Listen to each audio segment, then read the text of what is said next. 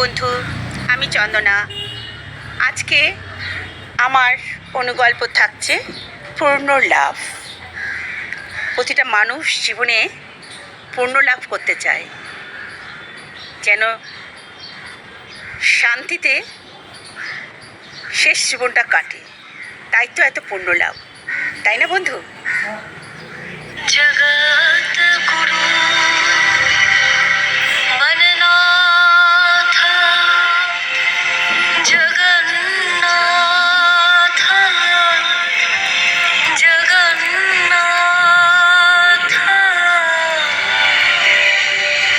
জগন্নাথ স্বামী পথগামী ভবতু।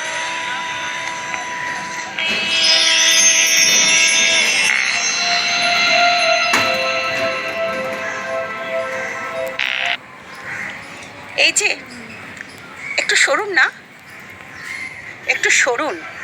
এত ঠেলাঠালি করছেন কেন? আমাকেও জগন্নাথের মন্দিরে ঢুকতে দিন। আমিও তো জগন্নাথের মন্দির চাকাটা স্পর্শ করতে চাই।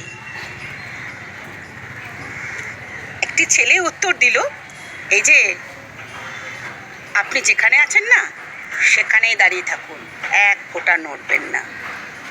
কটপট করে তাকিয়ে রইল সোহিনীর দিকে। সোহিনী তখনই তার বান্ধবীদের বলল, দেখলি কি অশুভ একটা ছেলে, দাঁড়িয়ে আছে লাইনে, আবার ঠেলাঠেলি করছে কিভাবে।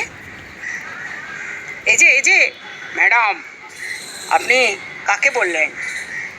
আমি ঠেলাঠেলি করছি না, আপনি কি বেশি পূর্ণ লাভ করতে চাই? পূর্ণ লাভ তো আমরা সকলেই করতে চাই। আপনি লাইনে থাকুন, লাইনে থাকুন।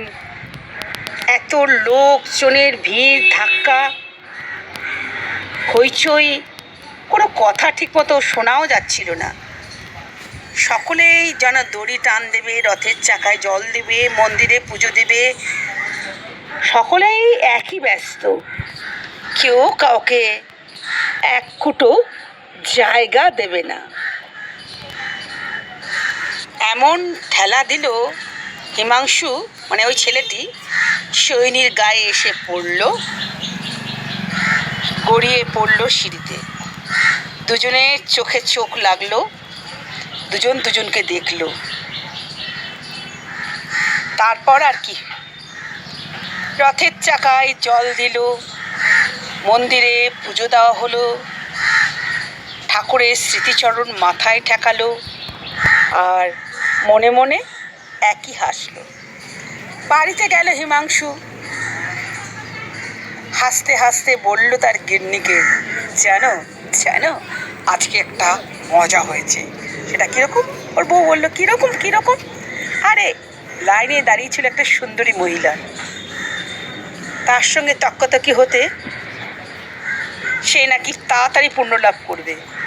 আমিও তাড়া ছিলাম, আমার লাইন ছাড়তে রাজি না। ও মা, ঠেলাঠেলির ধাক্কায় পড়ল মেয়েটি আমার গায়ে। এই তো হলো পূর্ণ লাভ। স্বামী স্ত্রী দুজনেই হো হো করে হাসলো।